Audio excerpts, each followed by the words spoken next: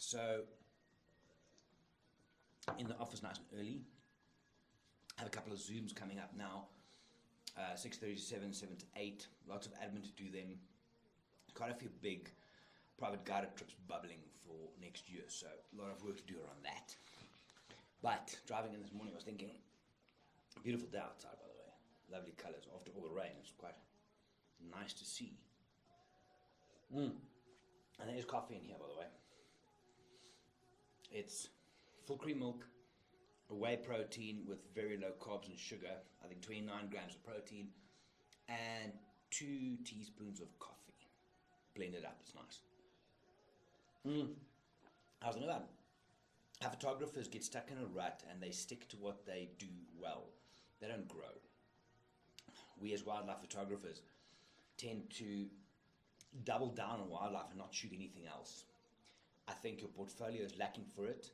I think you're losing big skill transfers across photographing landscapes, macro, portraits, whatever coming back. Like if you're going to shoot gorillas and chimps, go and look at portrait photography. Because if you want to create really deep, intense, intimate images of those primates, put a human touch on. I know it's anthropomorphism, I get it, but the photography of it will be so much stronger to pull it across. So I've been making a point, specifically the last while, of trying to shoot different things. Next week I'm going away, all going well, and I'm going to focus on macro and landscape photography only. Going to specific areas of Africa where I can do those things. I've got the landscape lenses, now I've got the filters. I want to try something else. Am I kind of nervous? Yes. Why?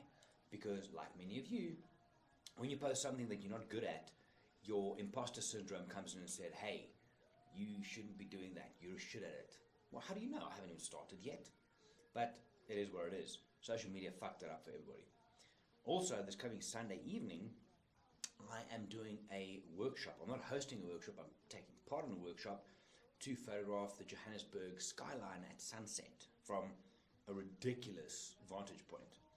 I found this, and I'll share more details once I've done it, but I'm very keen. I'm going to take my tripod, I'm going to take my filters and stuff, and I'm going to shoot something I'm not very comfortable with. Can I pull it off? I'm sure I can. I'll back myself creatively, but it's nice to step out. It makes you, it shakes off the cobwebs of the what's it called, your photographic voice, which is nice. Sometimes they get bored. Later today, then I also have to do a new video for the Olympus, well, it's now OM System South Africa feed, and I'm not sure what I'm going to talk on. I'm going to just have a look still, but there's a lot of people. There's a lot of people who claim to be ambassadors for different brands. Now, I had a bit of a scratch yesterday afternoon. We had load shedding again. Fuck. So I was playing on my phone a little bit till it died. And there are big camera companies. All of them, actually. Now, if you go and look at people who they call ambassadors, their images are shit. And I'm looking at this, and it's like, what the fuck? These things, these images, and this is someone who runs, and this is not in South Africa, by the way, it's international. Here's a guy running a mini workshop as such on the feed of this camera company.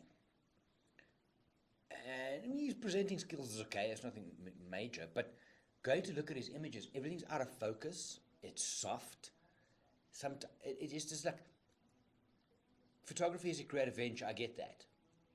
And there's room for interpretation and artistic interpretation. But if it's just soft and it's supposed to be sharp,